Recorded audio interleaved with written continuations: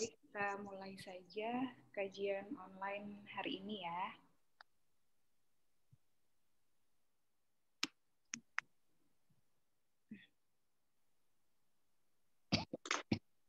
Assalamualaikum warahmatullahi wabarakatuh. Selamat siang kepada seluruh sahabat IPMI Depok dimanapun Anda berada. Alhamdulillah kita dapat bertemu secara online hari ini. Mudah-mudahan semuanya dalam keadaan sehat walafiat, dalam lindungan Allah Subhanahu wa taala dan dimudahkan segala urusannya baik dunia maupun akhiratnya. Amin amin ya rabbal alamin. Hari ini kita semua akan mengikuti kajian online kaidah kajian IPMI Depok Amanah bersama Darut Tauhid. IPMI Depok itu sendiri atau Ikatan Pengusaha Muslimah Indonesia Daerah Depok adalah organisasi pengusaha muslimah yang diketuai oleh Ibu Rosmawari Ismail, Sarjana Psikologi.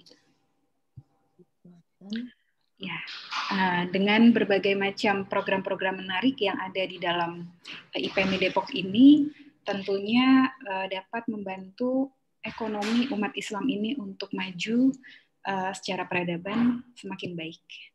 Kemudian untuk yang belum memiliki usaha pun boleh bergabung dengan IPMI Depok, bisa menjadi reseller produk-produk para anggota IPMI Depok yang tentunya amanah dan berkualitas baik ya.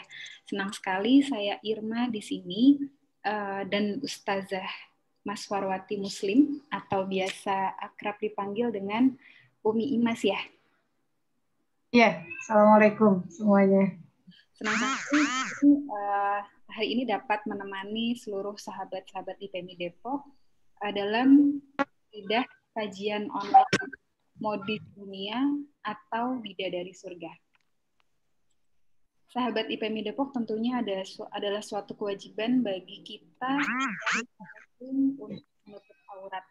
Seperti perintah Allah ini tercantum dalam Al-Quran atau firman Allah, Quran Surat Al-Ahzab ayat 59. Saya bacakan artinya ya.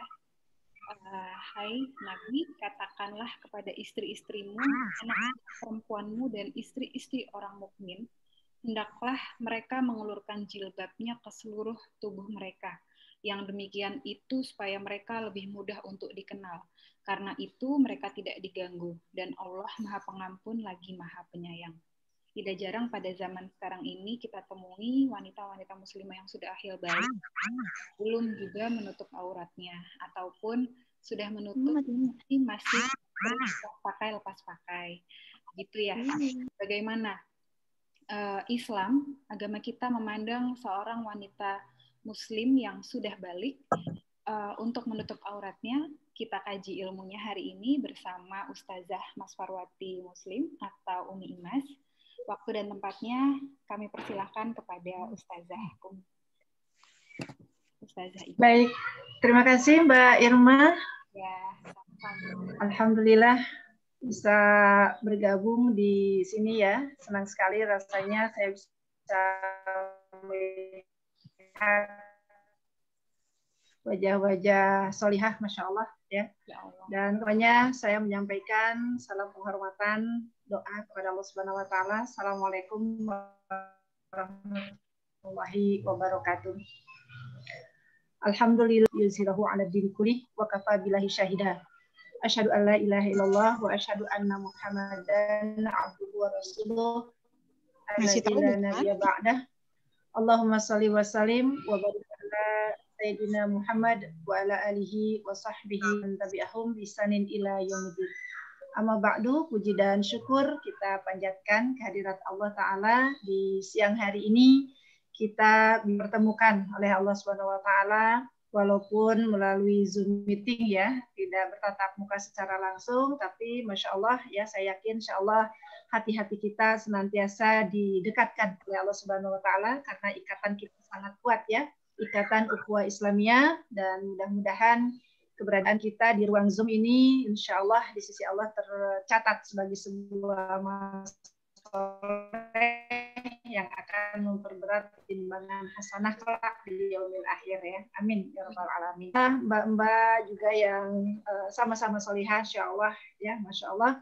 Tema kita cukup menarik ya, walaupun mungkin ya pastilah sudah bisa ditebak ya, terkait dengan berpakaian gitu ya, kita sebagai seorang muslimah ya, modis dunia gitu ya, atau bidadari surga ya, yang mana nih, modisnya atau bidadari surga?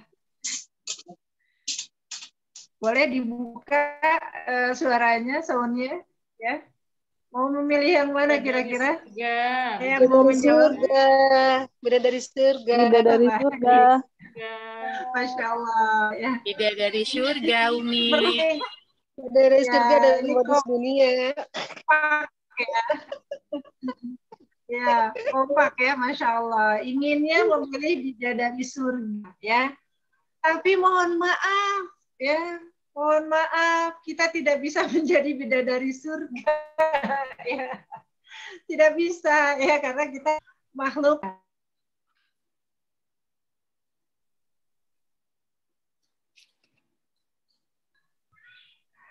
Ya, baik, ya. Mohon maaf, kita tidak bisa menjadi bidadari surga. Walaupun tadi terdengar kompak ya, bidadari surga, tetapi kita tidak bisa. Karena kita sebagai makhluk dunia, gitu ya.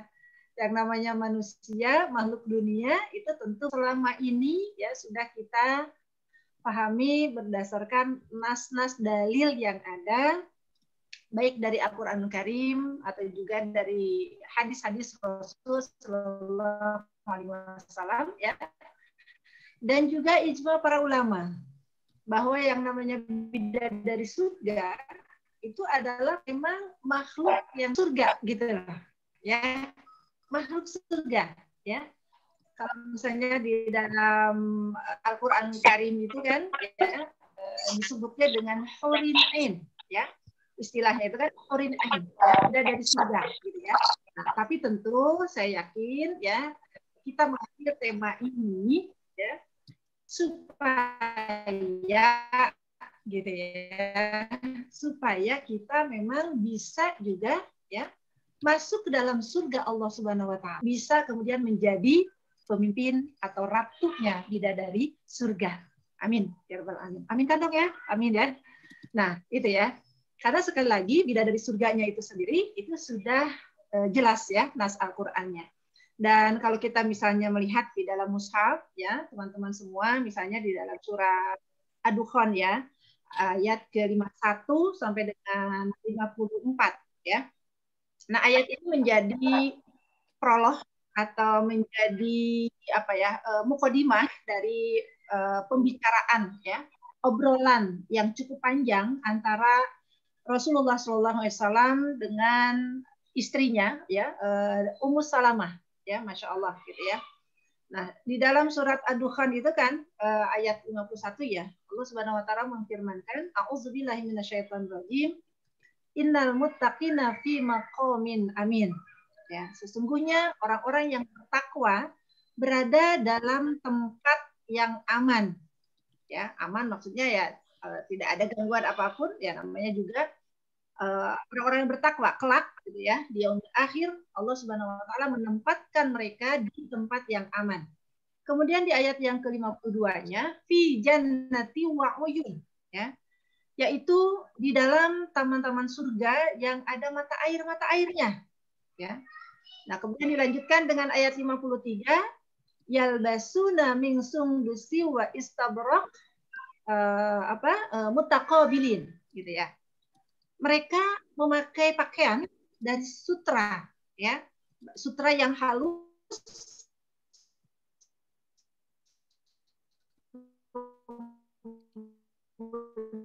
kemudian juga sutra yang tebal, dan mereka duduk berhadapan, ya, memfirmankan kadzalika wazadnahum bihaurin, ya, bidadari surga, gitu ya. Nah, sehingga ketika kemudian dalam obrolannya tadi yang saya katakan, ya, Duhan ayat 51 sampai 54 ini menjadi pembuka, ya, obrolan panjang dari Rasulullah dengan Ummu Salamah, gitu ya. Nah, Ummu Salamah bertanya, ya Rasulullah, manakah yang lebih utama? Wanita dunia ataukah bidadari yang bermata jeli? Nah, kemudian Rasulullah menjawab, wanita-wanita dunia lebih utama daripada bidadari-bidadari itu. Seperti kelebihan dari apa yang nampak dari yang tidak nampak, kata Rasulullah, ya. Nah, jadi tetap, ya, wanita dunia itu lebih utama dibanding dengan bidadari surga. Nah, kemudian Ummu Salamah bertanya lagi, ya Rasulullah, mengapa wanita-wanita dunia ini lebih utama daripada bidadari surga? Dan beliau menjawab, ya, Rasulullah menjawab, karena sholat-sholat mereka, karena puasa-puasa mereka, karena ibadah mereka, dan karena ketaatan mereka kepada Allah Subhanahu wa Ta'ala. Kemudian Allah meletakkan cahaya di wajah mereka, tubuh mereka adalah kain sutra, kulitnya putih bersih, pakaiannya berwarna hijau, perhiasannya kekuningan, sanggulnya mutiara, dan sisirnya terbuat dari emas. Mereka berkata, kami hidup abadi dan tidak akan pernah mati. Kami lemah lembut dan tidak jahat sama sekali. Kami selalu mendampingi dan tidak memiliki anak sama sekali. Kami ridho dan tidak pernah bersungut-sungut, tidak pernah marah-marah sama sekali. Berbahagialah orang yang memiliki kami dan kami memilikinya. Nah, di ujung pembicaraan itu, ya, kemudian Rasulullah berpesan, wahai Ummu Salamah, akhlak yang baik itu akan membawa kepada kedua kebaikan, yaitu kebaikan dunia dan kebaikan di akhirat. Hadis riwayatnya Imam At-Tabrani, ya, Masya Allah, gitu ya.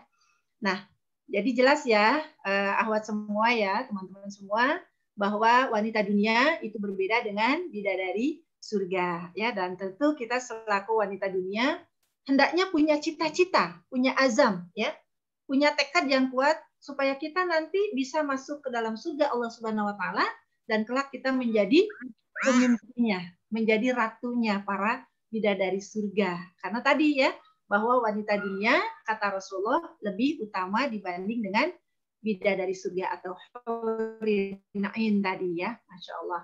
Nah,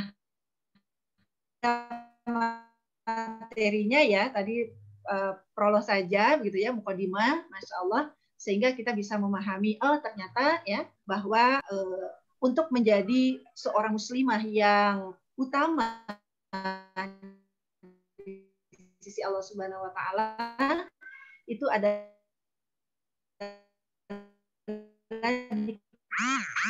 karena ketaatan kita kepada Allah. Manusia, tadi di slide yang pertama, ya, kita selaku manusia Allah Ta'ala ada jasad, ruh, gitu, ya, yang tentu semuanya adalah amanah dari Allah Subhanahu wa Ta'ala yang harus kita, ya, syukur kepada Allah, dan tentu karena menggunakannya dalam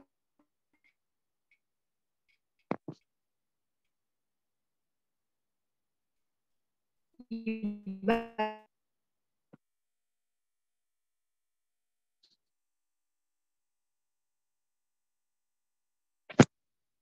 Itu yang apa ya? Misalnya nih,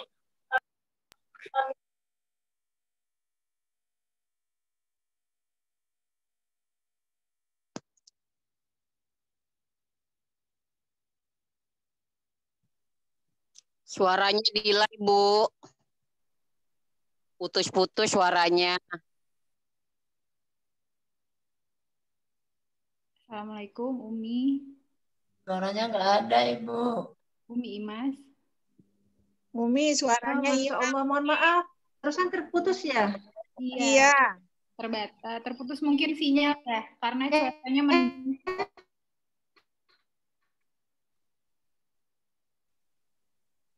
Suaranya hilang, Umi. Mohon ditunggu ya, Ibu. Mohon Iya. ditunggu ya, Ibu-ibu. Mungkin karena kendala sinyal, soalnya merata di Jabodetabek mendung ya. Iya, betul. Mm-mm. Itu bisa mempengaruhi untuk suaranya. Baik. Saya pelan-pelan saja mungkin ya menyampaikannya ya. Iya, Umi. Ya, baik ya. Nah, ini di slide pertama tadi ya sudah disampaikan bahwa kita dianugerahi oleh Allah Subhanahu wa taala dengan jasa, ruh, akal ya, yang itu semuanya harus dipelihara dengan baik sebagai tanda syukur kita kepada Allah. Dan di samping itu, kita hendaknya menggunakan amanah ini sesuai dengan keinginan Allah Subhanahu wa taala. Karena pada hakikatnya tujuan penciptaan manusia adalah untuk beribadah kepada Allah.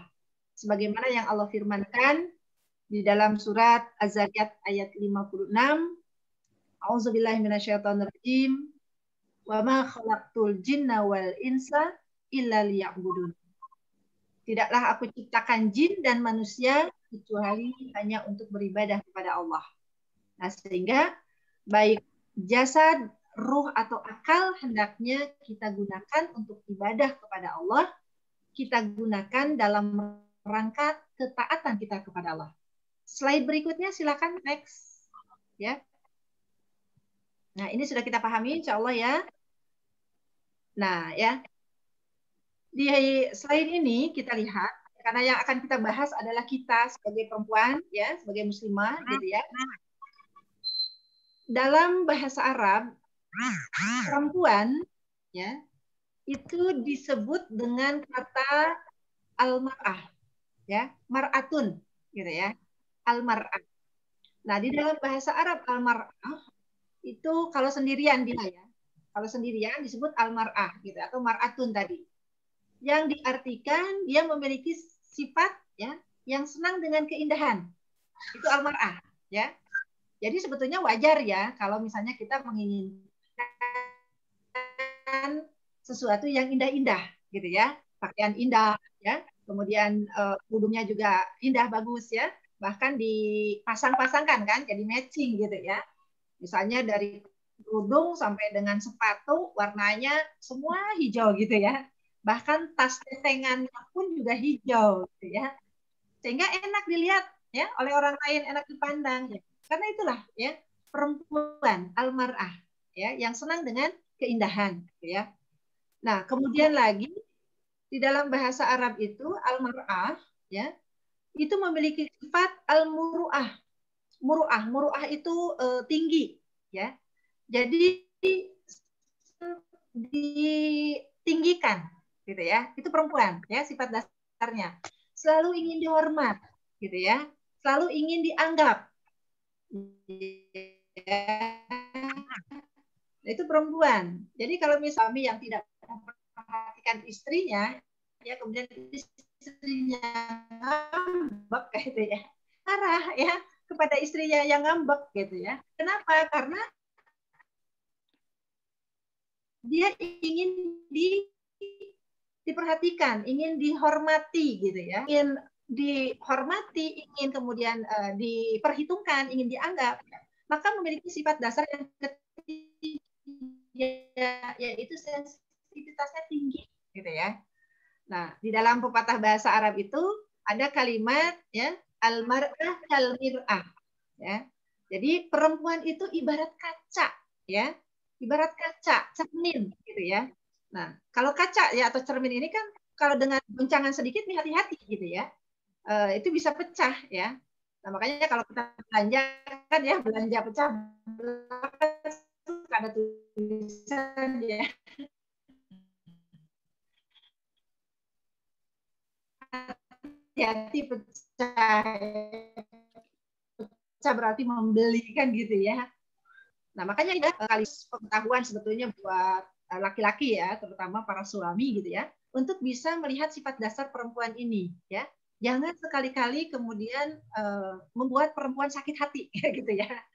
Nah, ibarat kaca ya, bisa pecah ya. Walaupun bisa sih di apa namanya disambung kembali gitu ya, disatukan lagi, tapi tidak sebagaimana awal gitu ya. Pasti ada bekas-bekas pecahannya lah gitu ya.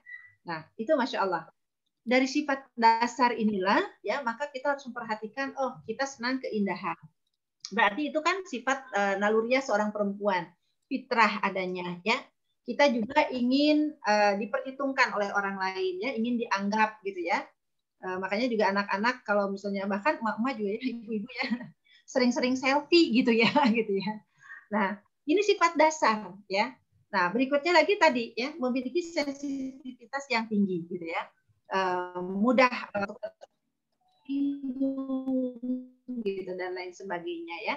Nah, dengan sifat dasar ini dan kemudian kita mengetahuinya, maka bagaimana nih caranya supaya kita mampu untuk mengarahkan ketiga sifat ini gitu ya, yang kalau misalnya dibiarkan begitu saja, maka dia akan tidak terkendali ya. Tidak terkendali ya, senang keindahan, wah, segala macam ingin ditempelkan gitu ya. Nah, kemudian ingin dihormati ya, wah dengan segala cara dia tempuh misalkan gitu ya. Cara yang salah pun dia tempuh, yang penting dia tampil ingin dihormat gitu ya. Nah, itu sesuatu yang harus kemudian kita pertimbangkan ya, jangan sampai ya sifat dasar ini dibiarkan begitu saja tanpa arahan ya, tanpa bimbingan, maka disinilah perlunya seorang muslimah bertolabut ilmi gitu ya. Karena tadi ketika jasad kita diperhatikan dalam rangka ketaatan kepada Allah, jangan lupa ya akalnya gitu ya diisi dengan ilmu. Nah, sehingga sifat dasar ini bisa diluruskan ya, berada pada track yang sebenarnya diinginkan oleh Allah Subhanahu wa taala. Nah, itu secara pribadi gitu ya, seorang almar'ah. Nah, kalau dia bareng-bareng ya dalam komunitas gitu ya, berjamaah, maka almar'ah ya sebagai apa namanya kata pertamanya ya, maka kalau jamak ya atau dalam bahasa Inggris apa plural ya. Nah, jamaknya itu adalah nisa ya. Memang agak-agak belok banget ya gitu ya. Almar'ah itu jadi nisa ya. Makanya ada sebut anisa ya. Perempuan-perempuan dalam arti yang banyak gitu ya. Nah, ini Masya Allah kalau sudah menjadi nisa ya, ini juga harus diluruskan ya. Jangan sampai kemudian berkembang gitu ya, karena dia berkelompok lagi ya, punya kekuatan, maka dia akan berbuat sesuatu hal yang di luar jalur yang telah ditentukan oleh Allah Subhanahu wa taala ya. Berhati-hati dengan sifat senang keindahan ya, berhati-hati dengan sifat selalu ingin berhormat, dan berhati-hati juga dengan sifat sensitivitas kita yang tinggi ya. Nah, baik, silakan berikutnya slide-nya.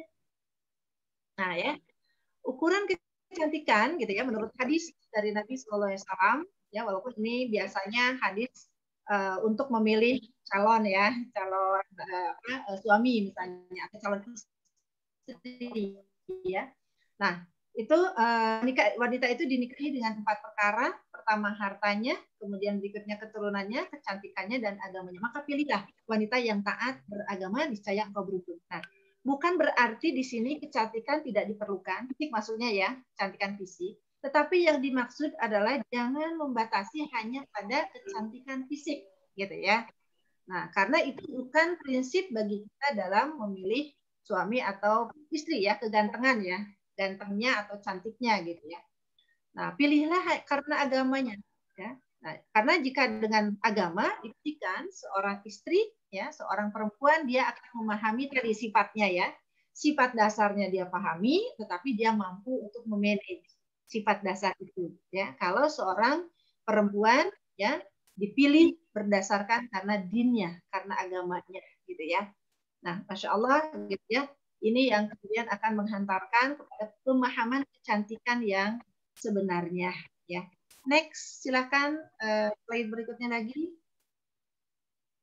Nah, kita belajar tentu ya dari orang-orang yang sudah mendahului kita, ya, dan wabil khusus adalah ibrah atau pelajaran yang bisa diambil dari Ummahatul Mukminin, istri-istri Nabi Shallallahu Alaihi Wasallam. Ya, Rasul Shallallahu Alaihi Wasallam memiliki lebih daripada 4 orang istri. Ya, dan ini adalah kekhususan bagi Rasulullah SAW. Ya, tidak bisa diikuti oleh umatnya, gitu ya. Nah, umatnya para laki-laki hanya dibatasi dengan 4 orang. Nah, dari semua istri Rasul, ya, Masya Allah, ini menurut para ulama mewakili semua karakter wanita yang ada di muka bumi, ya, Masya Allah ya. Dulu begitu ya, bagaimana para ummahatul mukminin ini ada yang senangnya apa ya, beres-beres gitu ya, benar rumah ya. Ada yang cemburuannya minta ampun gitu ya. Ada senang juga keluar rumah Allah. Nah, dari seluruh ini ya, tadi saya katakan dari seluruh umur mukminin ini ya, maka kemudian setelah dinikahi oleh Rasul sallallahu alaihi wasallam dan kemudian mendapatkan arahan didikan atau yang kita sebut dengan tarbiyah Islamiyah juga langsung oleh Rasulullah sallallahu alaihi wasallam, maka Masya Allah ya, sifat-sifat ya yang kemudian dimiliki tadi ya, yang bisa dikategorikan negatif, maka itu semuanya bisa diminimalisir gitu ya. Yang senang dengan keindahan ya tetap indah ya, tetapi tetap ada tracknya ya. Yang inginnya diberikan kehormatan ya, karena kan banyak juga ya yang memiliki status bangsawan lah gitu ya, perempuan bangsawan ya. Nah, itu juga ada gitu ya. Tetapi itu kemudian diarahkan oleh Rasulullah SAW ya, kehormatannya beliau-beliau ini gitu ya, menjadi terhormat ya secara syar'i gitu ya. Nah, ada yang sensitivitasnya tinggi ya, ada yang cemburuan tadi gitu ya, ada yang nggak suka melihat istri yang lain begini begitu gitu ya. Kemudian diarahkan oleh Rasulullah SAW ya, sehingga kemudian menjadi ya sifat-sifat mendasar yang lebih ke arah positif ya. Nah, intinya bahwa ya jadilah muslimah yang dicintai oleh Allah Subhanahu wa taala dengan cara mendekati Allah ya, dengan cara memenuhi keinginan Allah Subhanahu wa taala melebihi daripada yang lain ya. Jadi memang Allahnya di depan gitu ya. Apapun yang kita lakukan, apapun yang kita gunakan ya, itu tujuannya adalah Allah Subhanahu wa taala. Nah, ketika Allah sudah mencintai kita, maka insya Allah perlindungan Allah juga akan datang. Demikian juga kepada kita selaku muslimah ya, insya Allah betul ya. Sejak diturunkan Islam, sejak diturunkannya Al-Qur'anul Karim, perlindungan Allah ini sudah ada buat kita. Tinggal bagaimana kita menyikapinya. Silakan slide berikutnya, next. Nah, ini ya. Perlindungan Allah Subhanahu wa taala kepada seorang mukminah ya. Pertama, Allah Subhanahu wa taala menurunkan Al-Qur'an surat An-Nur ayat 31 ya. Nah, ini juga sebagai dalil ya, sebagai syar'i begitu ya kepada kita semua, bagaimana Allah memberikan perlindungan pada seorang perempuan, wabil khusus adalah muslimah ya. Di surat An-Nur ayat 31 ini adalah perintah dari Allah Subhanahu wa taala ya pada wanita yang beriman ya. Makanya saya menuliskannya adalah kepada mukminah, bukan kepada muslimah ya, karena boleh jadi seorang muslimah ya tidak memiliki keimanan, boleh jadi banyak ya muslimah-muslimah yang hanya KTP-nya aja Islam gitu ya, tetapi keimanannya yang mungkin sedikit lah gitu ya. Nah, ini diperintahkan oleh Allah kepada orang-orang yang memiliki keimanan. Wa kullil mu'minat min absarihinna ya wa yahfadna furujahunna gitu ya. Katakanlah kepada wanita-wanita yang beriman, hendaklah mereka menahan pandangannya ya dan menahan kemaluannya. Nah, ini ya. dua perintah dari Allah di surat An-Nur ayat 31 ini ya. Menahan pandangan, jadi jangan diumbar pandangan kita, penglihatan kita ya. Kemudian juga untuk menahan, memelihara kemaluannya ya. Nah, kemudian berikutnya ada larangan ya. Wala yubdina zinatahunna, dan janganlah mereka para mukminah ini menampakkan perhiasannya illa, kecuali ma dhahara minha, kecuali apa yang biasa nampak padanya ya. Nah, kata zinatahunna, perhiasan mereka, ditafsirkan oleh para ulama, dan ini sudah sepakat bahwa yang dimaksud perhiasan itu adalah tubuh mereka. Karena sejatinya perempuan itu indah tadi ya, punya sifat dasar keindahan ya. Dan Allah memang menganugerahkan tubuh yang indah untuk perempuan itu ya. Di laki-laki coba bayangkan ya. Bisa membayangkan ya tubuh laki-laki dengan perempuan ya. Perempuan itu dari ujung kepala sampai dengan ujung ya. Dibandingkan dengan laki-laki. Kalau laki-laki kan gitu ya, lurus aja gitu ya. Kalau perempuan kan ada buah dada ya, yang mohon maaf menonjol gitu ya. Ada pinggul. Ya. Maaf gitu ya. Nah, itu juga kan indah gitu ya. Nah, itu perhiasan. Dan jangan ditampakkan ya. Illa dhahara minha, kecuali dan tangan ya. Nah, karena ini konteksnya dulu ya pada masa Rasul Sallallahu Alaihi Wasallam ya, yang biasa tampak itu gitu ya, dan oleh Allah Subhanahu Wa Taala kemudian diakomodir ya. Hendaknya mereka melindungi fisiknya, jasadnya, tubuhnya ya. Artinya tutup gitu ya. Jangan ditampakkan ya, kecuali illa madhharu minha ya, kecuali yang biasa tampak ya kepada suami mereka, ayah mereka kan gitu ya, terus ke bawahnya ya. Nah, semuanya gitu ya. Iya, baik. Ini ada chat ya, mungkin video atau suaranya semua peserta di off kan ya, jadi tidak berat ke Zoom-nya ya. Berikutnya surat Al-Ahzab ayat 59 ya. Allah Subhanahu wa taala memerintahkan ya, dari ayat 50 Allah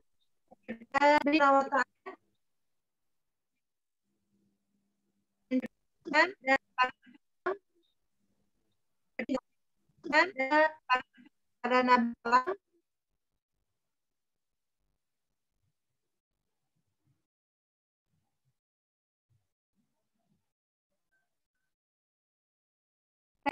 tes. Suara saya masih kedengaran? Masih, Umi. Putus-putus suaranya. Masya Allah. Putus-putus. Suaranya putus-putus. Ya, mohon maaf bunda-bunda, mungkin kendala dari sinyal juga nih. Cek Umi. Umi? Ya. Oh ya. Pada sinyalnya internet aksesnya masih ada, wifi saya masih jalan ya? Iya.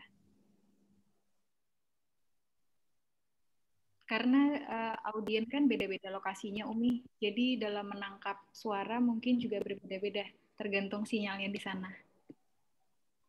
Baik, kita lanjutkan aja pelan-pelan ya. Iya, Umi. Nah, sekarang di surat Al-Ahzab Rasul diperintah oleh Allah Subhanahu wa taala ya Ya ayuhan nabiyyu qul li azwajika wa banatika wa nisa'il mu'minina yudnina 'alaihinna min jalabihinna. Wahai Nabi, katakanlah kepada istrimu, anak-anak perempuanmu, dan istri orang yang beriman, hendaklah mereka mengulurkan jilbabnya ke seluruh tubuh mereka. Dalika adna ayyu'rafna wala yu'dain. Yang demikian itu supaya mereka lebih mudah untuk dikenal, karena itu mereka tidak akan diganggu. Ya, Masya Allah. Wa kana Allahu ghafurur rahima. Dan Allah adalah Maha Pengampun lagi Maha Penyayang. Ya. Nah, dari ayat ini sudah jelas ini adalah perintah dari Allah Subhanahu wa taala supaya kita menggunakan jilbab. Karena kata yang digunakan jalabibihinna, ya. Jilbab di situ, ya. Nah, kalau kemudian kita lihat keterangan para ulama ahli tafsir menyebutkan apa itu jilbab? Jilbab itu semacam kain yang panjang, yang lebar, yang mampu menutupi tubuh, gitu kira-kira ya.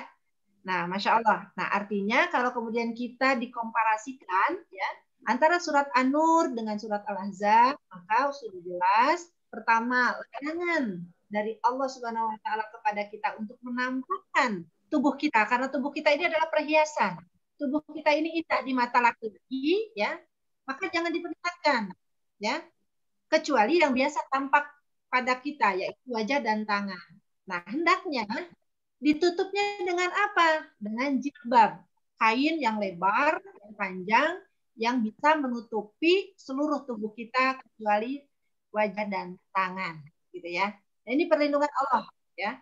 Nah, ketika kemudian dalam pelaksanaannya, dalam realitas kehidupan, ya, kemudian kita sebagai manusia yaitu berada di muka bumi sebagai khalifah fil ard, ya, khalifatullah fil ard, pengganti Allah di muka bumi.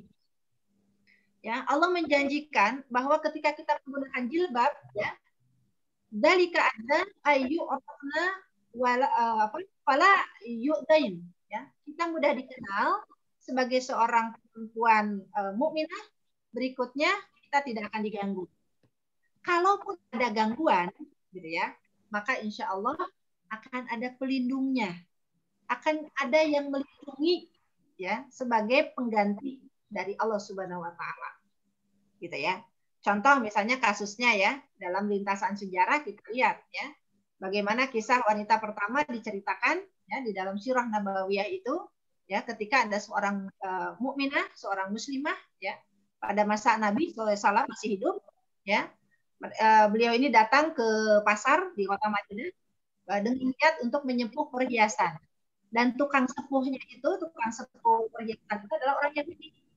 Nah, biasa watak orang Yahudi ya, ingin saja mengganggu orang Islam. Nah, maka diikatkan jilbab ya, kain panjang dari muslimah ini. Maka ketika dia berdiri ya, kemudian karena diikatkan tadi tersingkap jilbabnya dan nampak orangnya. Orang-orang di sekitar pasar yang banyak juga di situ orang Yahudi pada menertawakan muslimah ini ya.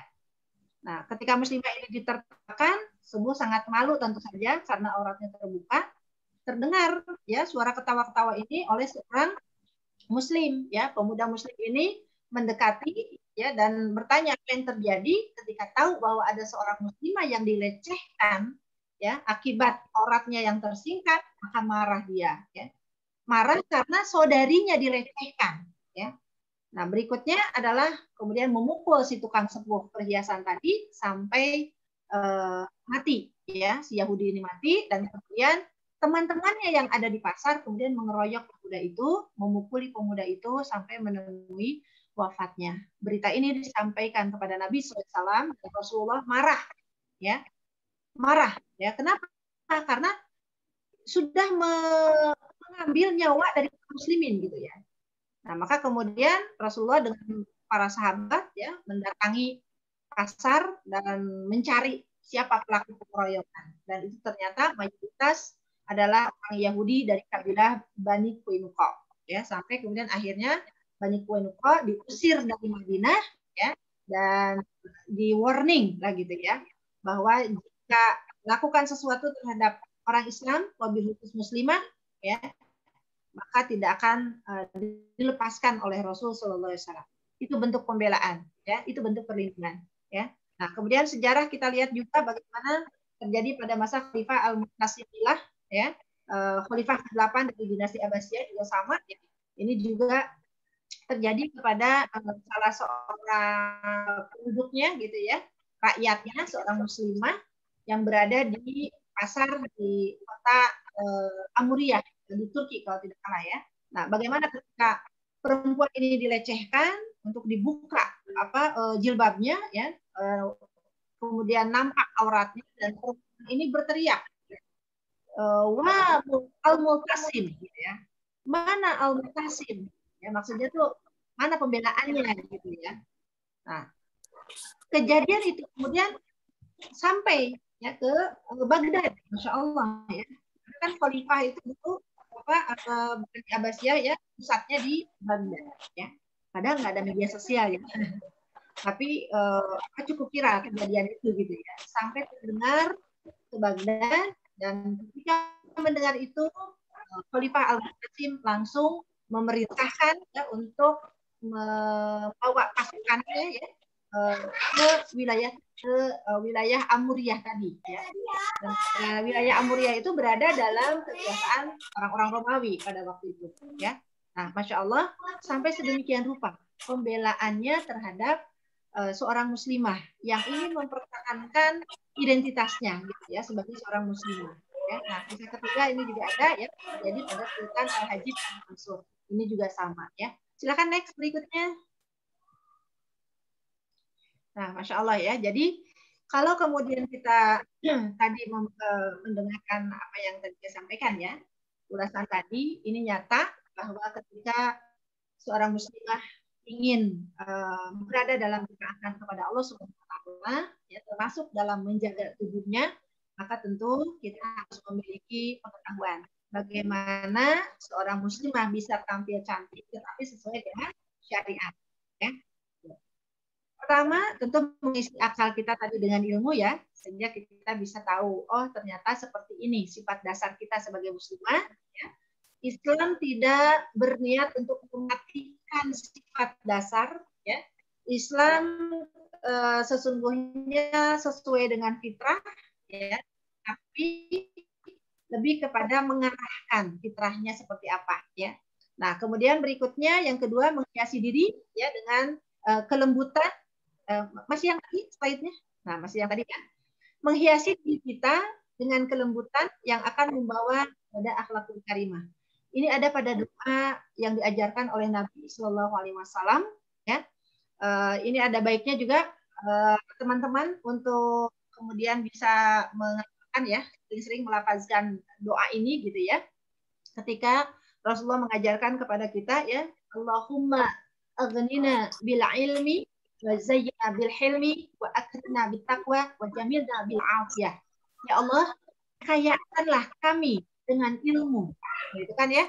Itu akal nih ya, akal yang dipenuhi dengan ilmu gitu ya. Kemudian hiasilah kami dengan kelembutan ya. Lebih kepada perilaku gitu ya. Sehingga akan tadi membawa pada karimah, dan muliakan kami ya dengan ketakwaan ya. Wa karimna bit taqwa ya. Berikutnya adalah dan percantik kami, perganteng kami ya. Wajamilna bil afiyah, dengan kesehatan ya, Masya Allah gitu ya. Nah, jadi kalau misalnya ingin tampil cantik, minimal sehat dulu ya. Karena kalau kita muslimah sakit-sakitan juga kan kayaknya orang sakit tuh nggak bisa disebut cantik ya gitu ya, walaupun hidungnya mancung misalnya gitu ya, matanya belok ya. Kalau sakit mata aja belekan ya, tidak tampil cantik gitu ya. Nah, kalau misalnya dagunya runcing juga gitu ya, kalau sakit gigi ya tetap aja bengkakan gitu ya. Nah, sehat dulu gitu ya. Maka insya Allah berikutnya kita akan bisa tampil dengan cantik ya. Nah, tentu yang ketiga poinnya adalah kecantikan batin. Ini yang diutamakan ya adalah ketakwaan. Ini akan membawa kepada kemuliaan. Walaupun mungkin banyak teori-teori khususnya yang berasal dari barat ya, dengan istilah misalnya inner beauty ya, cantik dari dalam ya. Nah, cantik dari dalam tentu bagi seorang mukminah itu adalah dari ketakwaannya ya, dari akhlak karimahnya gitu ya. Nah, maka dia akan bisa kemudian menampilkan sosok yang cantik lagi ya. Nah, yang keempat, dengan selalu menjaga kesehatan fisik maka akan tampil cantik. Dan yang kelima, cantik lahir itu adalah taat pada syariat ya. Yang keenam, ya, cantik batin itu adalah dengan Allah yang dekat hubungannya ya. Yang ketujuh, nah, biarkan bidadari cemburu padamu ya. Sesuai judul kita tadi ya. Nanti para bidadari teman-teman akan cemburu pada kita ya. Karena tadi ya, kalau bidadari kan memang makhluk Allah yang memang oleh Allah irodahnya diciptakan khusus di surga. Kalau kita, ya kita mengalami dunia dulu. Banyak cobaan, banyak halangan, rintangan, ya. Ada hawa nafsu, ada setan, gitu ya, ajakan-ajakan, gitu ya. Nah, tapi kita bisa melalui itu semua, ya, dan kemudian kita bisa masuk surga dan menjadi ratunya bidadari, ya, dan memiliki kecantikan di atas, ya, di atas standarnya para bidadari. Nah, ini kan luar biasa, ya. Biarkan bidadari cemburu padamu dengan ketaatan kita kepada Allah, ya, dan engkaulah ratunya para bidadari, insya Allah. Silahkan next slide-nya. Nah ya, ini hadis ya yang diriwayatkan dari Abu Hurairah ya, radhiyallahu an, Rasulullah SAW bersabda bahwa sesungguhnya Allah tidak melihat kepada tubuh kalian dan tidak pula kepada rupa kalian, tetapi Dia melihat hati kalian. Ya. Nah, masya Allah ya, walaupun kulitnya hitam legam misalnya gitu ya, dan statusnya sebagai budak misalkan ya, nah, tetapi dia jauh lebih terhormat di hadapan Allah Subhanahu Wa Taala dibandingkan dengan ya seorang yang bangsawan merdeka dengan fisik atau jasad yang mulus putih misalkan gitu ya. Karena sekarang memang yang namanya standar kecantikan itu kita ngambilnya dari barat ya gitu ya. Orang cantik itu digambarkan tinggi, langsing, apa bilang ya, kurus, tinggi, langsing, kulitnya putih, hidungnya mancung, rambutnya panjang, lurus, gitu ya. Matanya apa? Blok, gitu ya. Nah itu ya, itu cantik ala barat ya, yang digambar-gambarkan dengan media ya, dan itu yang harus kemudian kita luruskan ya. Walaupun mungkin kulit kita, ya kita bersyukur, alhamdulillah masih sawo apa sawonya sawo atau sawo agak busuk nggak apa-apa gitu ya, alhamdulillah ya masih terlihat sehat kulit yang penting gitu ya. Nah ingat bahwa Allah melihatnya kepada hati kita ya, kepada ketakwaan kita ya.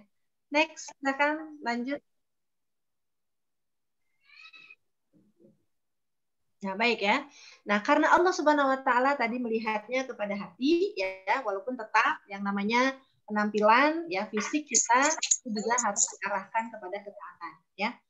Nah, tujuan berpakaian dalam Islam yang kita pahami pertama adalah tujuannya untuk menutup aurat tadi ya. Di dalam surat An-Nur sudah disebutkan, kemudian juga ada di surat Al-A'raf ayat 27 ya.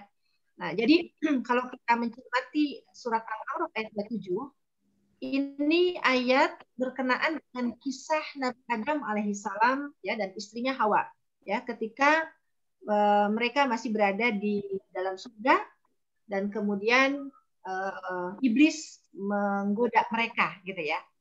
Iblis menggoda mereka untuk mendekati pohon khuldi, kemudian mereka juga memakan buah larangan dan tersingkap aurat mereka ya, sehingga Nabi Adam dan juga Hawa tentu sangat malu ya karena tersingkap ya, tidak ada pakaian gitu ya, pakaiannya nggak ada, tersingkap, maka buru-buru beliau berdua ini menutupi tubuhnya ya dengan dedaunan yang ada di surga ya, dengan dedaunan pohon-pohon yang ada di surga gitu ya, ditutup-tutup gitu ya.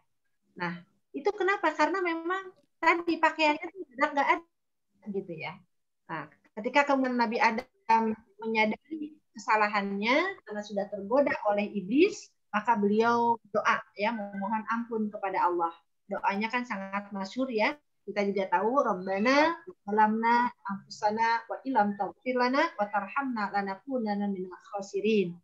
Nah, Allah kemudian mengampuninya ya, mengabulkan doanya dan Allah Subhanahu wa taala memberikan pakaian. Pakaiannya sudah jadi ya, menutup auratnya. Gitu ya.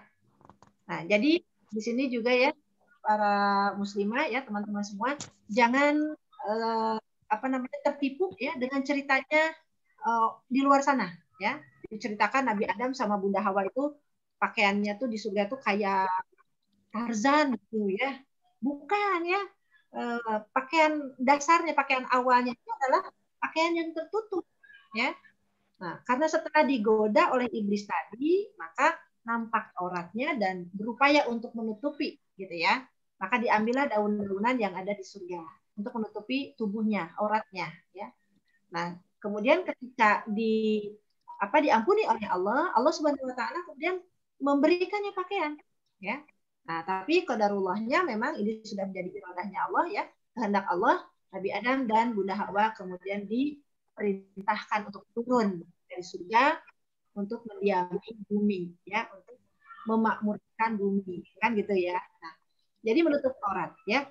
Yang kedua, pakaian itu sebagai perhiasan, zinatun ya, sebagai keindahan gitu ya.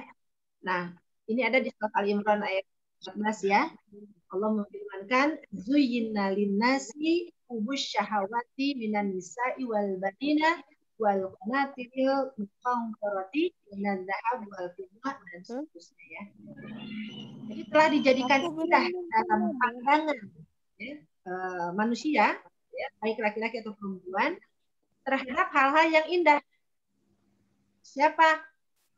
Anak-anak, para wanita. Wanita itu indah tadi ya. Nah, ya. Nah, kemudian juga terhadap perhiasan ya, emas, perak ya. Terhadap kendaraan ya, kuda gitu. Kita suka gitu ya. Nah, termasuk di dalamnya ada pakaian ya. Maka pakaian juga ini sebagai keindahan ya.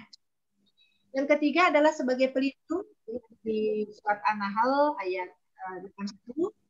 Kemudian yang keempat ya sebagai furqan, sebagai pembeda, ada membedakan ya tadi disebutkan kan fala yu'zain dan kemudian ada arafna. Mereka mereka lebih mudah dikenali gitu kan ya. Ini kan pembeda antara muslim dengan non muslim ya. Jadi pembeda gitu ya. Nah, kemudian ada aturan ya dalam hadis ya Rasulullah menyebutkan, Rasulullah bersabda kul wasyrab walbas watasaddaq fi ghairi sarfin wala mahillatin ya. Makanlah, minumlah dan berpakaianlah dan bersedekahlah tanpa berlebihan, israf dan tanpa kesombongan ya. Nah, ini juga harus jadi bingkai kita ya. Dalam berpakaian kita tidak boleh israf, berlebih-lebihan ya, segala ditempelin gitu ya. Kemudian juga tidak berniat untuk sombong gitu ya. Nah, ini mohon diperhatikan ya. Terutama ini ibu-ibu yang misalnya pengajian ya, habis taklim itu kan sering punya seragam gitu ya. Momen-momen tertentu ya sebelum masa pandemi itu kan sering kumpul-kumpul ya gitu. Kadang-kadang mohon maaf mungkin berlomba dalam seragam gitu ya. Baik ya, silakan next slide-nya. Itu tadi ya tujuan berpakaian. Kemudian aturan berpakaian dalam Islam ya. Kita tahu bahwa yang namanya pakaian ya ini sifatnya ada dua ya. Ada yang buat ibadah ya, ada yang buat muamalah.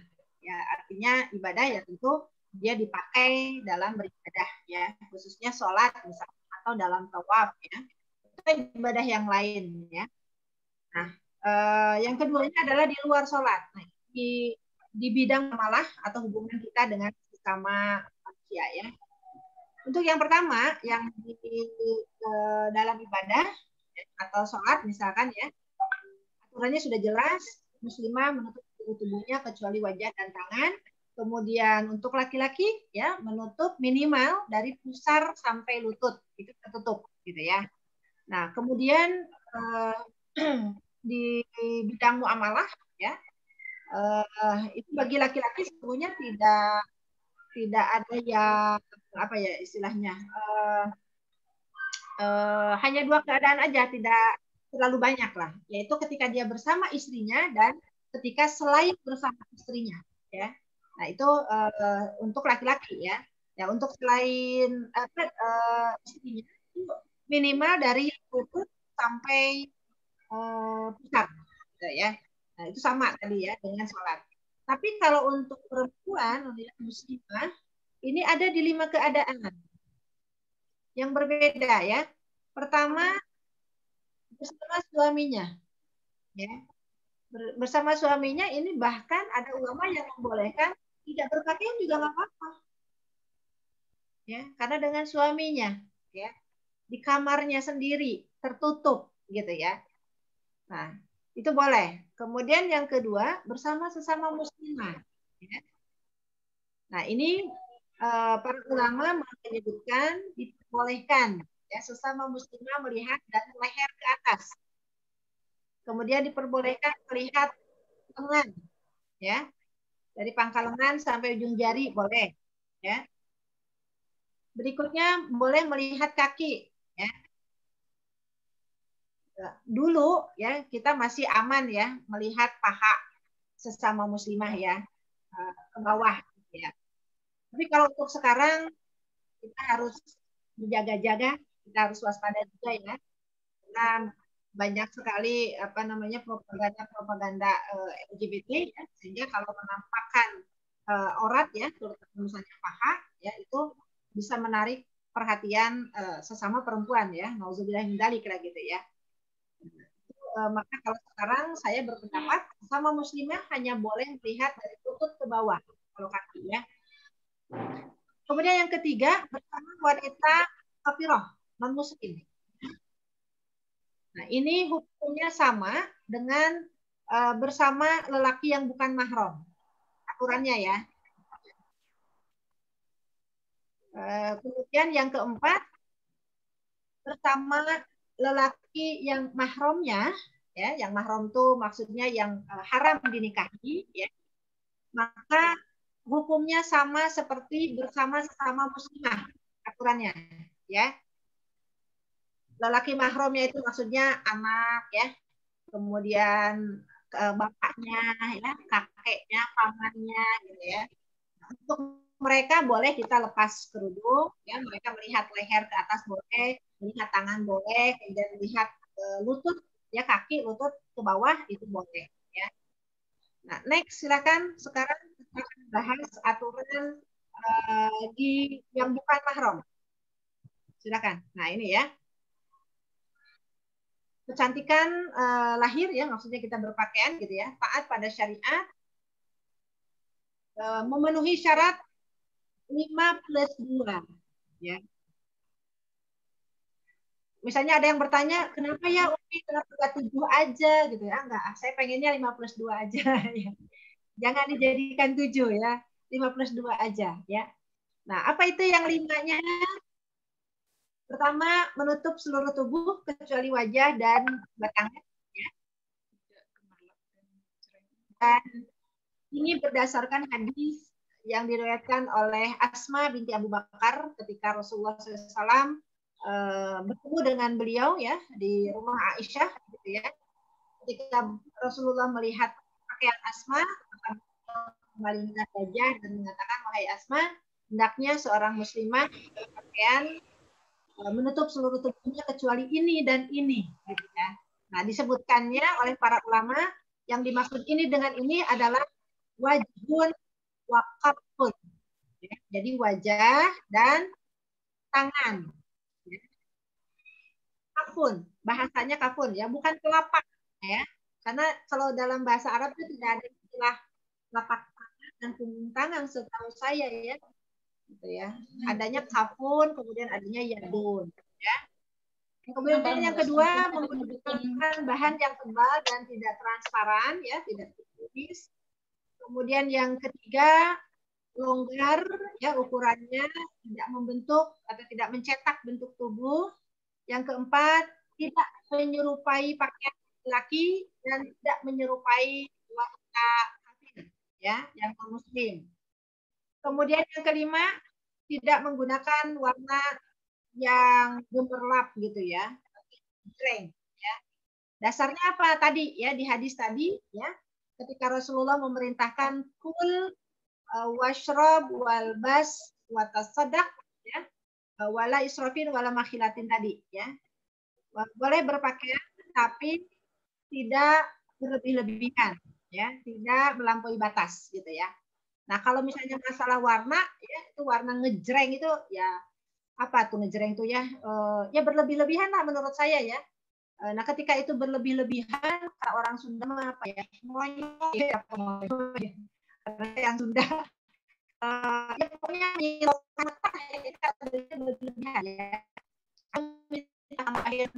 Ayat apa yang pokoknya gitu ya, misalnya gitu ya, itu kata ya. Jadi tidak boleh ya. Jadi ya pakailah, gunakan warna-warna yang mungkin teduh ya, atau kalau misalnya mau warna yang agak-agak cerah ya, warna cerah itu boleh sebetulnya ya. Orange, putih misalnya itu boleh ya, tapi mungkin tidak dipadankan dengan hal-hal yang jadi membuat gelap lah gitu ya. Berikutnya teks yang duanya ini ya, yang dua tadi, yang lima ya, plus dua. Yang keduanya adalah tidak ya, tidak tabarus, yang ya. Nah, yang itu dengan tabarus ya, sebagaimana yang difirmankan oleh Allah di dalam Quran surat Al-Ahzab ya, ayat 33. Bagaimana nabi begitu pun banyak berbeda jahiliyah ya. Dan tetaplah kalian ya, dan jangan kalian berhias ya, sebagaimana gitu ya, orang-orang jahiliyah terdahulu gitu ya. Nah, makanya namanya harus jadi ya,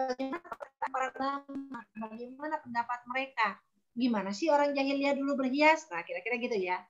Nah, ternyata yang namanya tabarruj ya, itu bukan hanya sekedar berhias dari sisi pakaian ya, tapi bagaimana penampilan secara keseluruhan dari jasad kita, dari fisik kita, kalau kemudian tampil seksual ya, bisa membangkitkan birahi lawan jenis, baik cara berjalan, cara bicara, senyuman, kerlingan mata ya, bahkan hati-hati tergantung ya.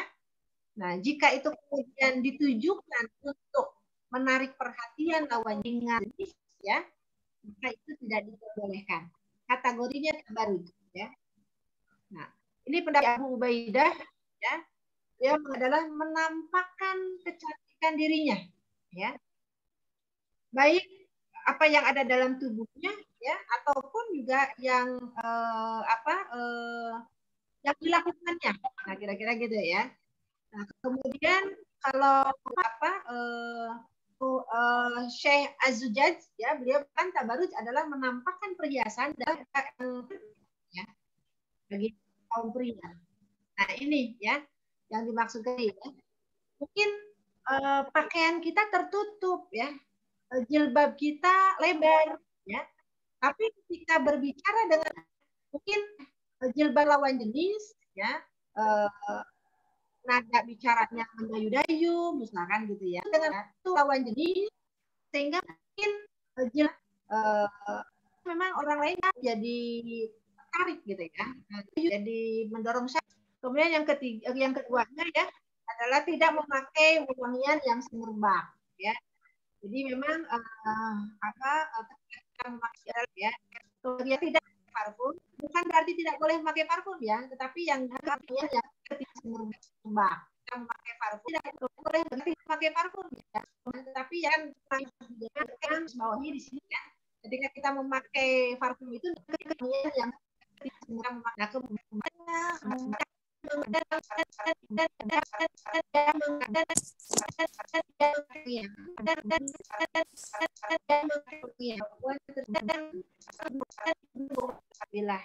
ya. Nah, artinya ya, kan pewangi pakaian ya. Mohon maaf saya juga harus sebut harus taruh pelajar ya. Pakai wangi ya. Bukan ditujukan untuk menarik perhatian, bukan ya. Itu semata-mata supaya bau sabunnya aja hilang gitu ya. Nah, sehingga kalau orang kita akan menggunakan parfum untuk ini tadi gitu ya, itu yang tidak diperbolehkan ya. Tidak boleh laki-laki yang bukan tadi gitu ya. Kalau di rumah mereka siapa boleh, apalagi ditujukannya untuk suami gitu ya. Baik, ya berikutnya selesai ya. Slide-nya sudah selesai. Ya. Alhamdulillah ya. Demikian yang bisa saya sampaikan ya terkait dengan tema kita pada hari ini. Mudah-mudahan bermanfaat ya. Di jam saya menunjukkan 20.56. Kalau ada yang akan ditanyakan silakan. Ya, saya mau bertanya Umi. Baik, dipersilakan Bunda Yulinar. Iya. Assalamualaikum warahmatullahi wabarakatuh. Waalaikumsalam warahmatullahi wabarakatuh.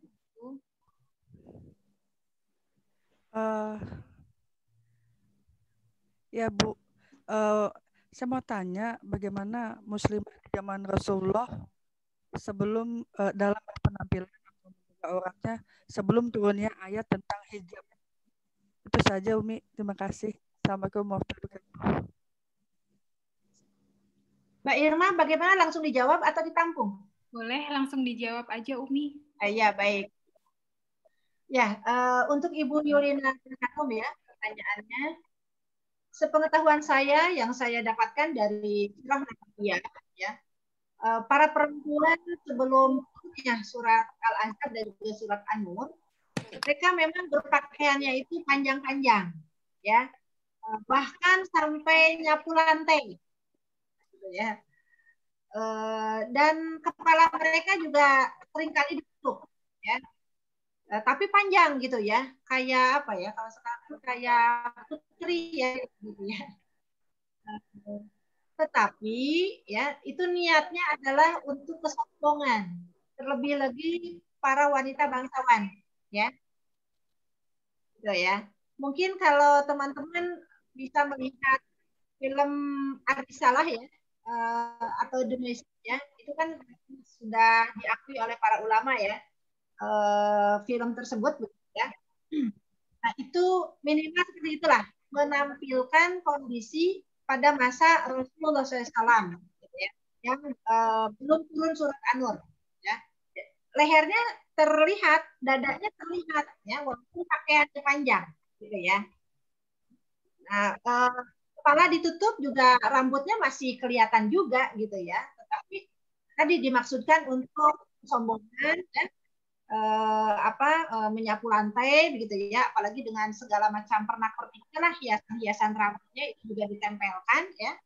Dan mereka memang ketika keluar rumah tujuannya adalah untuk menarik perhatian ya. Sedangkan untuk para budaknya ya, budak perempuan walaupun muslimah ya, namanya tetap budak ya, mereka juga bajunya panjang tapi dadanya masih kelihatan, lehernya masih kelihatan ya, dan rata-rata tidak menggunakan penutup kepala untuk membedakan mana perempuan merdeka atau bangsawan ya, karena perempuan budak gitu ya. Sepengetahuan saya gitu. Nah, setelah turun surat An-Nur, kemudian surat Al-Ahzab ya, maka seluruh perempuan muslim ya, itu mereka mengambil kain-kain panjang tadi ya, jala bibihinna ya, apa namanya, tirai ya, sutroh itu diambil digunakan untuk menjadi pakaian mereka, menutup dari kepala sampai dengan kaki.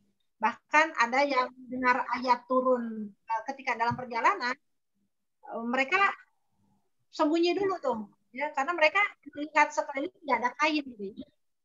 Padahal ayat sudah turun, ya. Khawatir ketika mereka berjalan pulang, di perjalanan ketemu dengan laki-laki yang bukan mahramnya. Itu kan dosa, ya, karena ayat sudah turun, ya. Maka mereka sembunyi, ya, di tempat yang tersembunyi tentu, ya, sambil meminta tolong siapa aja yang mereka lihat, gitu, ya, tentunya para perempuan, untuk menyampaikan kepada keluarganya sehingga dikirim kain, ya, untuk menutup tubuh mereka, ya. Itu yang saya ketahui. Itu mungkin Mbak Irma, silakan. Umi. Masya Allah, terima kasih Umi. Ilmunya, penjelasannya sangat bagus sekali. Bunda-bunda di sini boleh yang lainnya untuk bertanya. Jika berhalangan untuk membuka audio, boleh mengetikkan di kolom chat. Oh, ini sudah ada. Saya bacakan ini ya. Dari Ibu Enda Luliani. Assalamualaikum warahmatullahi wabarakatuh. Umi mau bertanya, hijab yang ada punuk unta malah ada dalaman jilbab kelihatannya tinggi atau lebih bagus. Itu bagaimana ya Umi? Silakan Umi untuk dijawab pertanyaannya dulu dari Ibu Endang Luliani. Baik, ya. Ya, memang itu sekarang sudah, ya, sepertinya sudah menjadi tren, ya, gitu, ya. Kembali kepada dari umum, ya, inamal a'malu binniyat.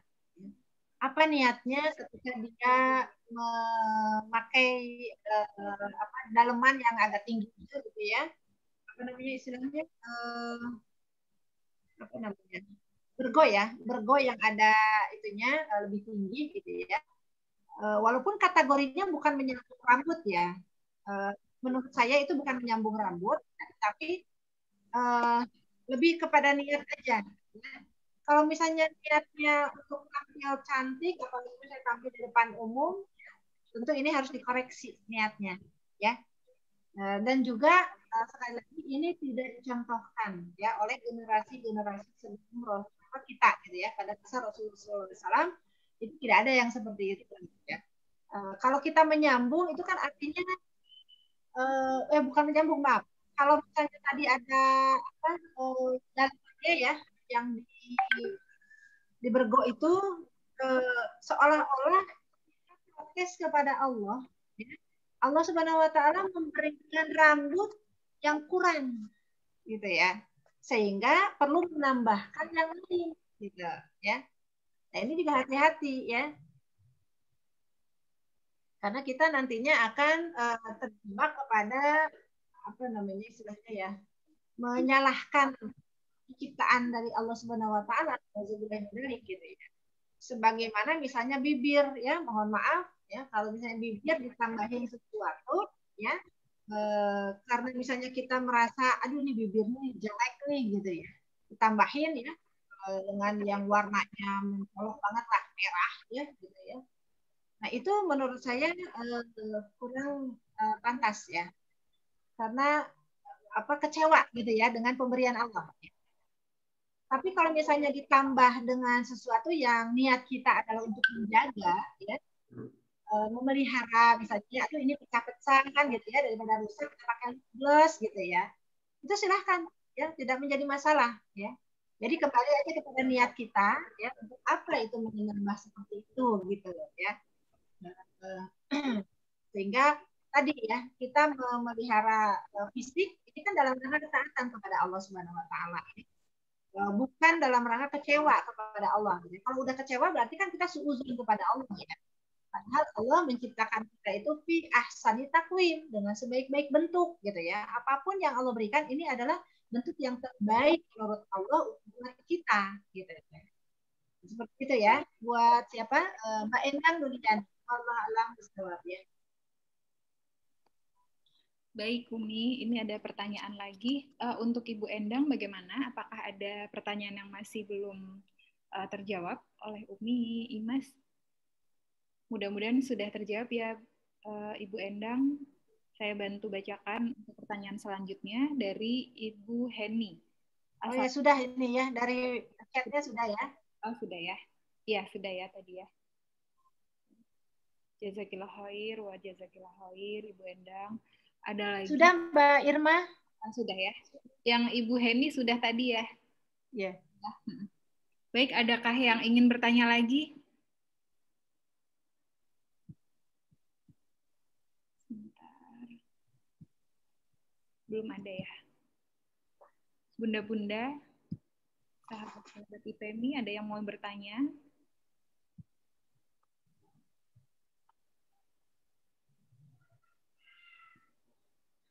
Kalau gitu saya yang bertanya, coba ya Umi.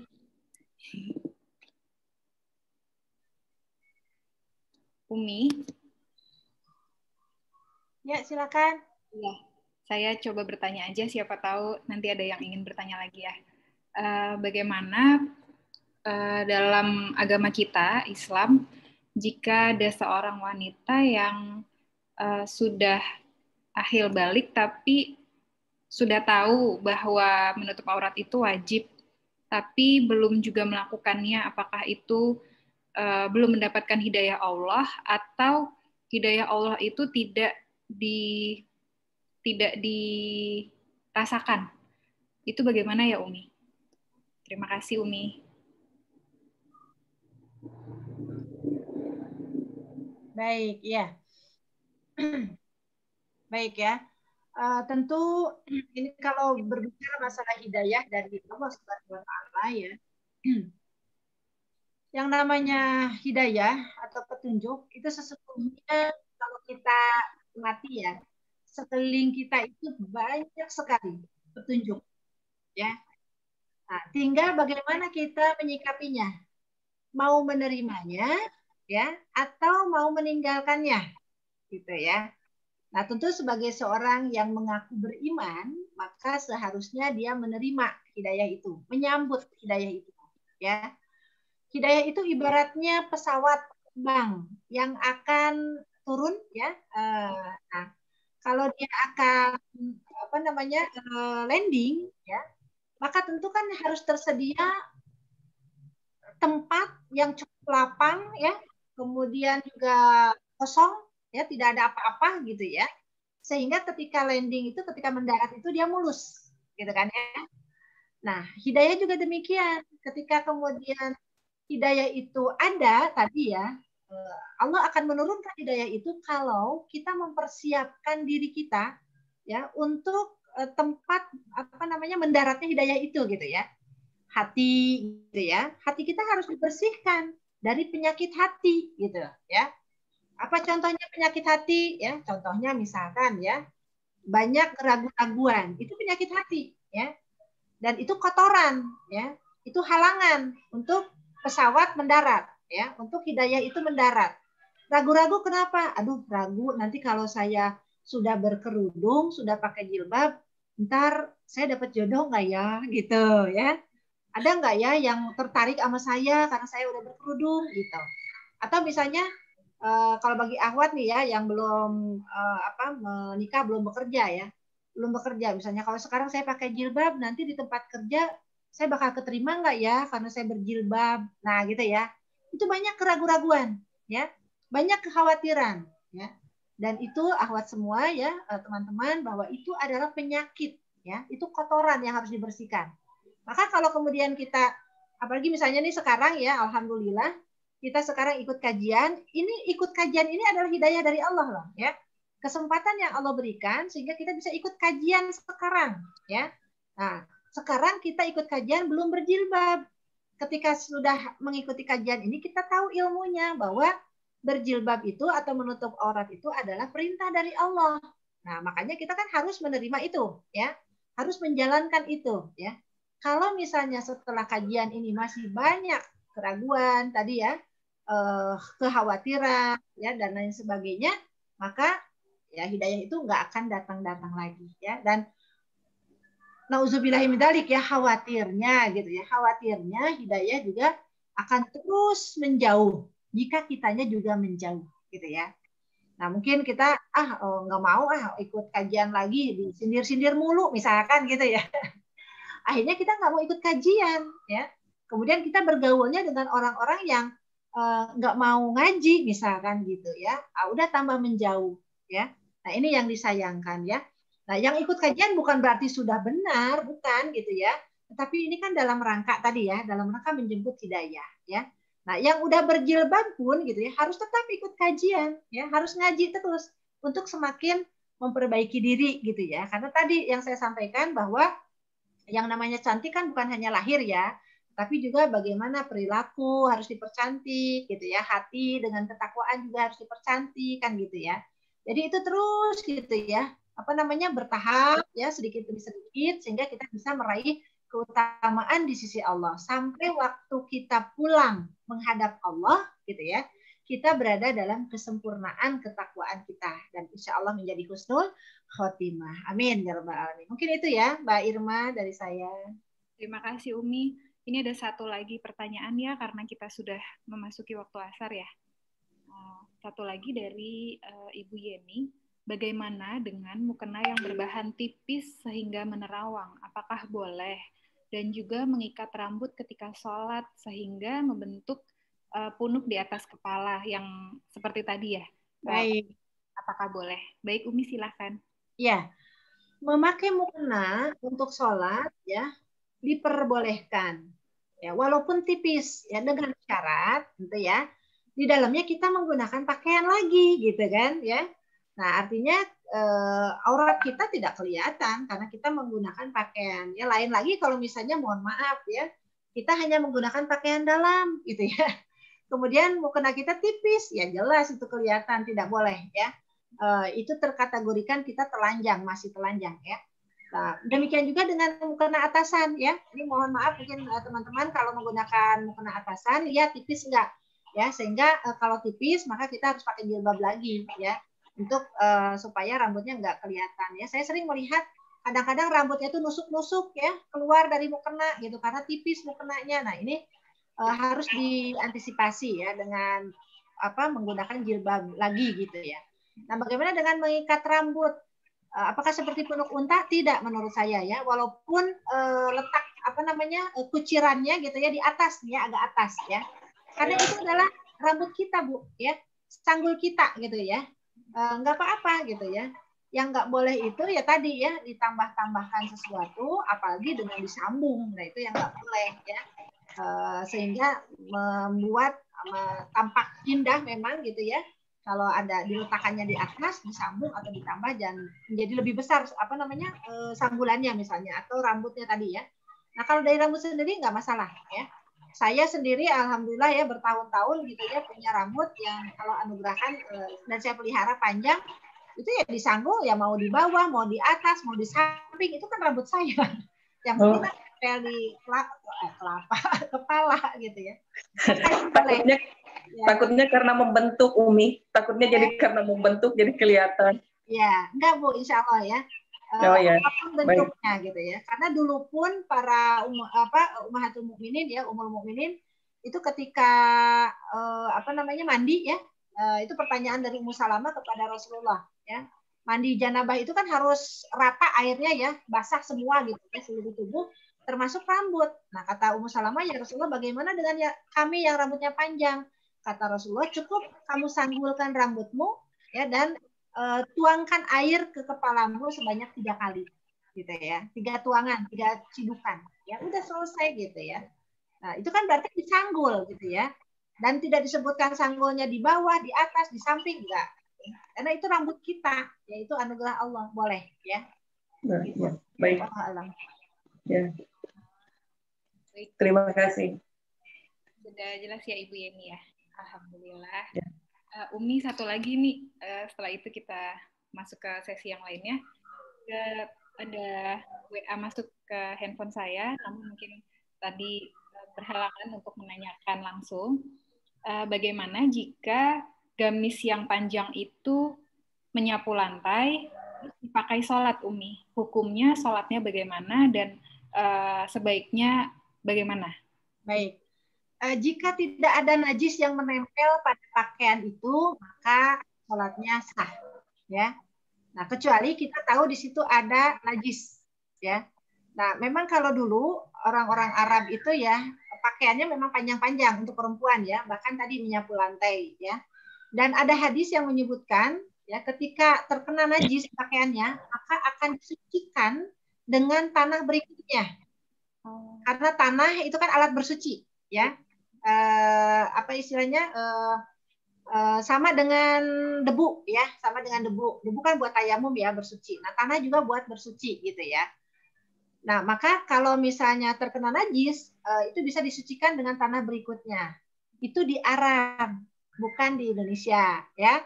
Indonesia negara tropis, kemudian curah hujannya cukup tinggi, becek, gitu ya.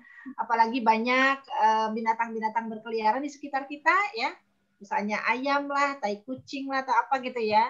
Nah, ketika misalnya pakaian kita menyapu tanah, ya, yang becek, nah kemudian apalagi terlihat di situ ada tai kucing misalkan gitu ya, itu jangan dipakai sholat karena itu sudah dicurigai, ya, sudah diduga ada kotoran najisnya di situ, gitu ya, dan tidak boleh digunakan karena najis, ya, menjadi tidak sah karena kita harus bertoharoh, gitu ya. Baik, itu mungkin Allah alam, ya. Alhamdulillah, terima kasih Umi atas jawaban-jawabannya dan ilmunya.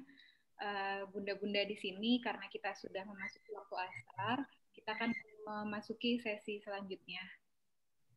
Terima kasih sebelumnya saya ucapkan kepada Umi Imas atas ilmunya. Mudah-mudahan Allah meringankan langkahnya untuk ridho Allah dengan selalu dan senantiasa menambah ilmu agama.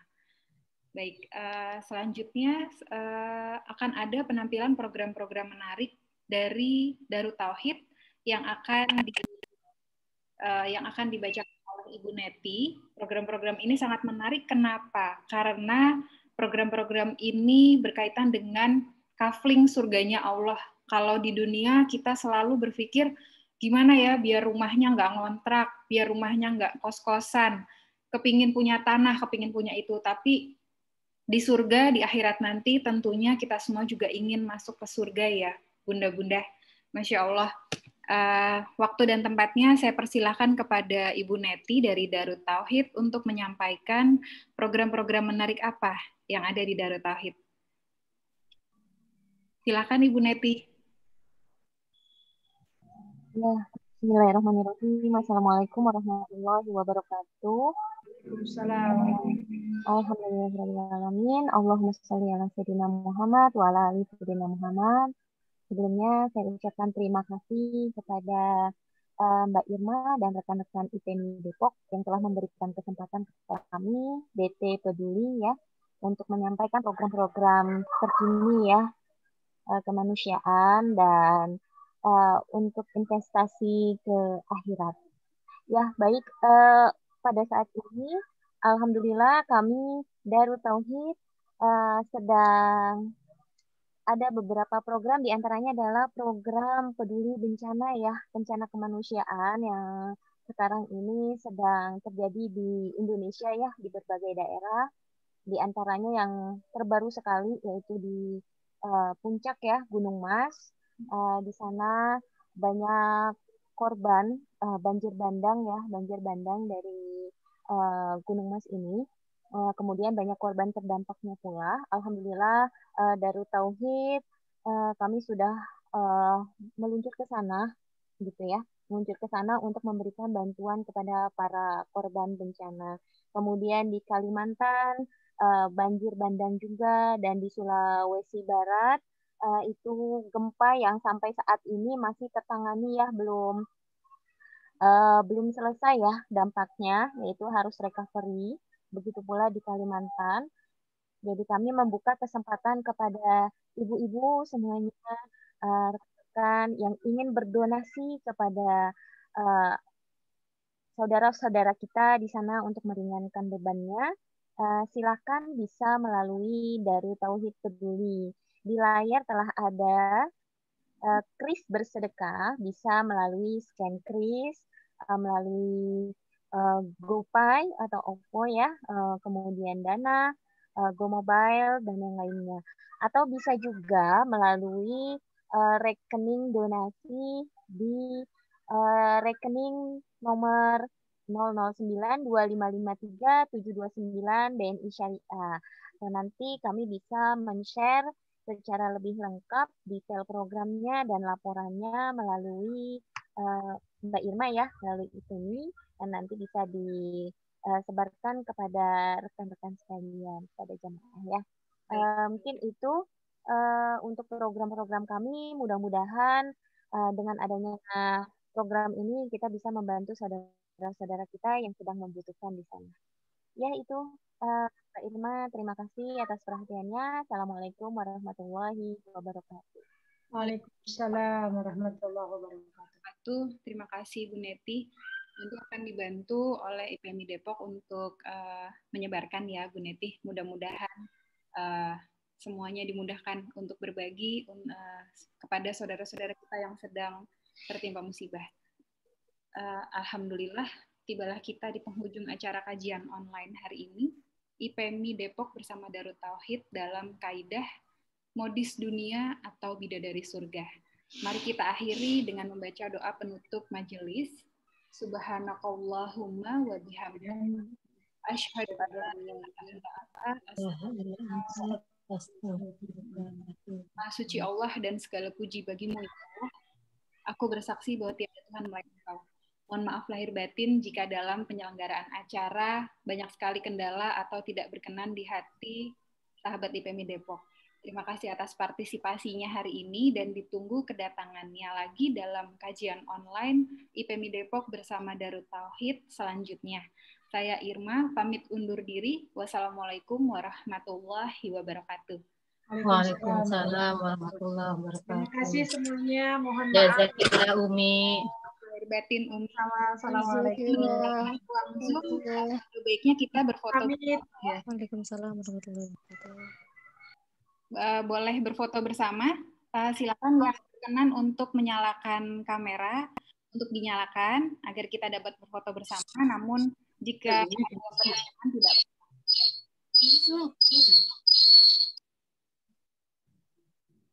Di sini ada 2 slide ya. Kita tunggu dulu teman-teman atau sahabat-sahabat yang dapat membuka membuka kameranya. Untuk materinya, linknya sudah di-share di kolom chat. Tinggal diakses saja, aksesnya melalui email ya, Bunda-Bunda Solihah. Oke, kita mulai ya. Foto bersamanya. Ini slide yang pertama. Hitung 1, 2, 3. Untuk slide selanjutnya. 1, 2, 3. Baik. Alhamdulillah sudah terlaksana. Terima kasih semuanya, Bunda-Bunda. Pamit ya. Waalaikumsalam warahmatullahi wabarakatuh. Terima kasih juga Mbak Irma, Bu Ustazah, terima kasih. Ya Allah, ya, terima kasih. Waalaikumsalam warahmatullahi wabarakatuh. Terima kasih Jazakillah. Wa jazakillah khair. Saya izin live ya Umi. Izin live. Terima kasih Umi. Terima kasih ilmunya. Izin untuk menutup ruang Zoom-nya ya. Tafadhol. Ya.